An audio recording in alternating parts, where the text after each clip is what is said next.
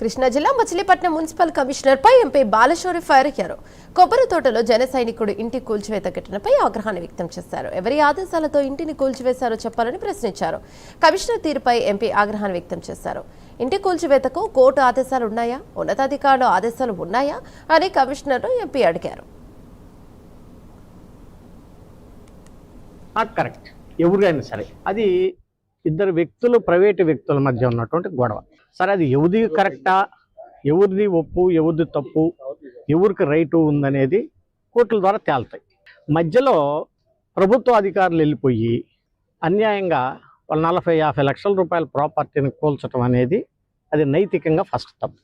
So దాని మీదనే నేను పదే పదే మాట్లాడుతా ఉన్నాను. ఇప్పుడు వాళ్ళకి జరిగినటువంటి నష్టాన్ని ఎవరు పూరుస్తారు?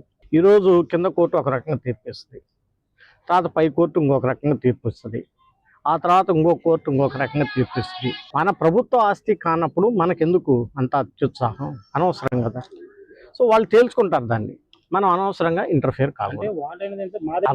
అవన్నీ చూసుకుంటారు. దాన్ని ఏదో ఒక 5% ఒకరికి, ఇంకొక కొంచెం వాళ్ళకు ఉందని చెప్పి మనం మధ్యలో దూరిపోయి ఇల్లు కూల్చకూడదు అనేది నేను అనేది.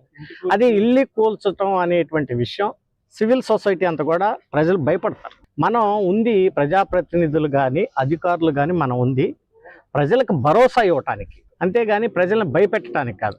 అది తప్పు అని చెప్పి చెప్పాను, దాన్ని రెక్టిఫై చేయమని చెప్పాను. ఇల్లు